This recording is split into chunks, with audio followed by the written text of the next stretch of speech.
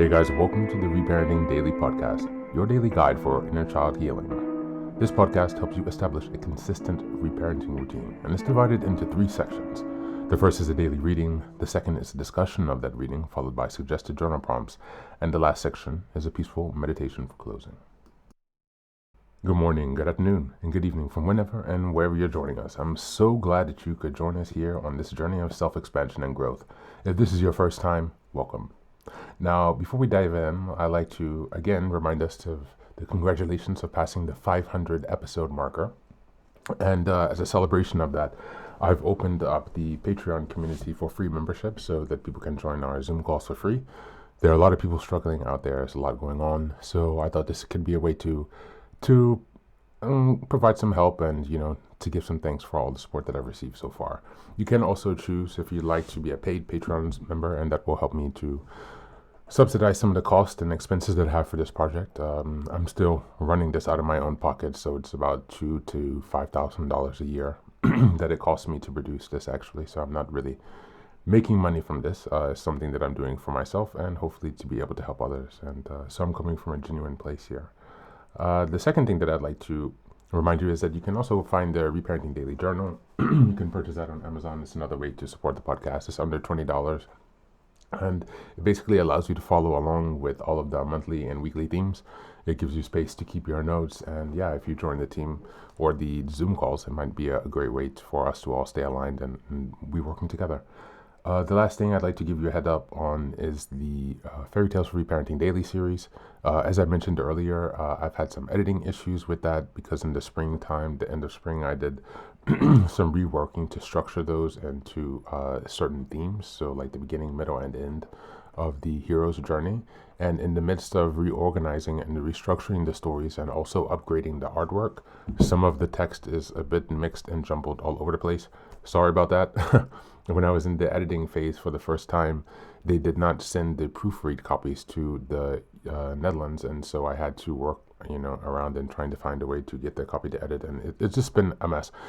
So basically, that's going to take a little bit longer. I'm going to aim to have that done by the end of the year, but I have burned my eyes, so I am very limited. Excuse me, with what I can do and time I spent on the computer.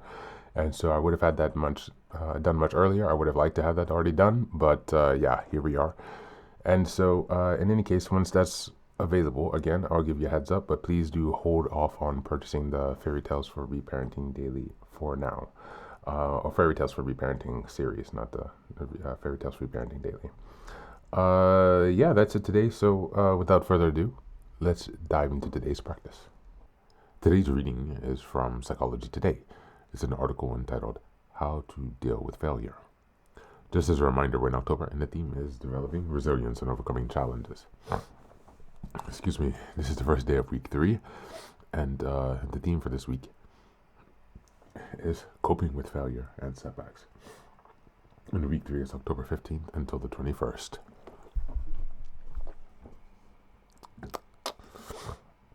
Again, excuse my voice, it's still the lung issue is holding me up, but we're making our way. How to deal with failure. Failure is inevitable. How you respond is what counts. There are 3 main ways to deal with failure: acceptance, positive reframing, and humor. It's important to remember that failure is a normal part of life. That doesn't mean you're a failure. It's key to allow yourself to feel your emotions. Don't try to bottle up your disappointment or anger. Anyone who speaks, either professionally or for one's job, experiences failure of attempted communication, at least occasionally. The audience isn't right for the speaker. The topic isn't right for the audience. The audience is having a bad day. The speaker was having a bad day. And Mercury was in retrograde. There are an endless set of possibilities and reasons why things can go less than perfect. The 80-20 rule surely applies where it's 80% of the audience and 80% of the talk and 80% of something else speaking. Like any other human endeavor, it doesn't always reach 80%. Failure is part of life. The relevant question for a speaker and for all of us is, how do you deal with failure when it occurs? As a recovering perfectionist, I have a number of options. I can stress out and ruminate endlessly when I want. I can stress out and ruminate endlessly on what went wrong. I can beat myself up for my part in the debacle. I can try to pretend that nothing happened. I tried each of these over the years, and a few more besides, and I can tell you that they don't work. Of course they don't. And yet, many of us still respond in these ways over and over again, trapped in perfectionism. How to deal with failure. What you need to do instead is to understand what went wrong as dispassionately as possible. Decide what to do differently the next time, and then move on. If apologies are in order, make them heartfeltly and timely. The key here is the part about moving on. If you don't process the failures cleanly, you'll find yourself like a ship with its hull covered in barnacles, moving slower and slower, unable to navigate gracefully through the waters ahead. Worse, the next time you're in a similar situation and the moment looks weirdly like a failure moment, your unconscious mind, which never forgets, especially pain, you will find yourself suddenly distracted at the very least by your brain saying, oh, things are about to go horribly wrong. That will compound the agony, and matters will quickly get worse. 3 ways to deal with failure. There are better ways. A study from a decade ago that I recently ran across found that acceptance and self-compassion, positive reframing, and humor are the 3 most effective ways to deal with failure. These are the techniques I can get behind, even though I'm not great at them. Number 1, acceptance and self-compassion are the basics of moving on from failure. You will know best how to talk to yourself, but some form of acceptance and forgiveness of yourself as a unique, valuable, and fabulous human being is what's needed. There are many books, online courses, psychologists out there to help. Do the work, it's important. And self-help, as the self-help cliche has it, the airplane safety talk is right. Put your own oxygen mask on first. Number 2, positive reframing can help make a silk purse out of a sow's ear. The idea here is to find something, anything, that did go well or can be spun into a positive. Don't fool yourself, but don't overdo the doom and gloom in the first flush of failure either.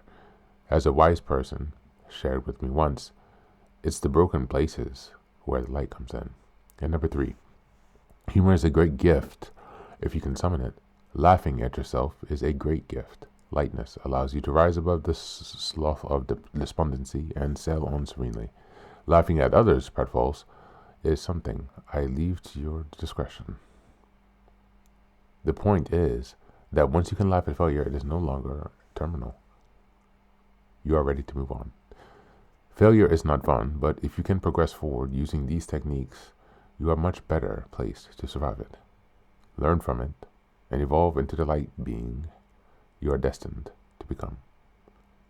Thank you, and that's the reading for today.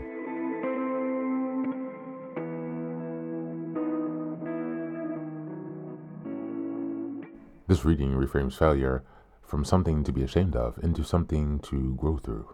It reminds us that failure is not proof of inadequacy. It's evidence of participation, of being human. Everyone experiences setbacks, but the difference between stagnation and resilience lies in how we respond to them. The article emphasizes 3 main tools for moving through failure: acceptance, self-compassion, positive reframing, and humor. These aren't ways to dismiss the pain, they're ways to process it without self-destruction. In the larger theme of developing resilience, this reading highlights that resilience isn't about avoiding failure, it's about metabolizing it. Failure tests our self-talk, our nervous system, and our ability to forgive ourselves. A resilient person learns to hold the moment of defeat with curiosity instead of condemnation. Each setback becomes a stepping stone, not a scar. Positive reframing, seeing how even mistakes carry lessons, can help us gain a positive perspective.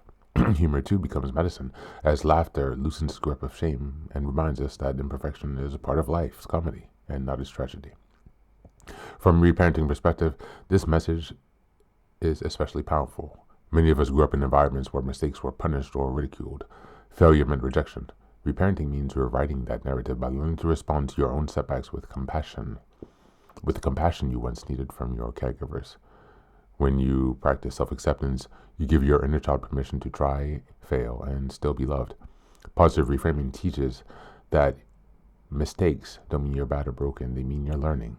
And humor allows you to breathe again, Remind yourself that you're safe even when things go wrong. Failure, then, becomes a tool for emotional maturity, a sacred opportunity to grow in love, wisdom, and resilience. As we go into the journal prompts for today, number one, how did my caregivers or environment teach me to view failure? And how is that belief still shaping me today? Number two, what would it sound like if my inner loving parent responded to my next mistakes with compassion, humor, or gentle reframing? And number three, think of a recent setback. What lessons, strengths, or light might be trying to emerge through that experience? That's it for today. As always, thanks for being here. Take care of yourself, and please do be well.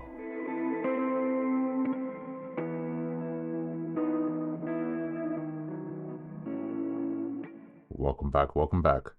Now, this is the third and final section of the daily podcast. This is your silent meditation.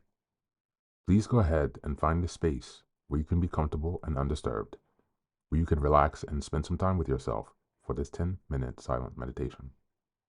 You can choose to be sitting, standing, lying down, or in whatever position makes you comfortable today. Take a moment to simply be with yourself. Focus on your breath and gently connect with each part of your body. If thoughts arise, don't let them overwhelm you. Just observe them without attachment. Imagine them as leaves drifting down atop a river, passing by without needing your engagement. Stay present, grounded, and open to this moment, no matter what time you are listening and practicing this meditation. Namaste.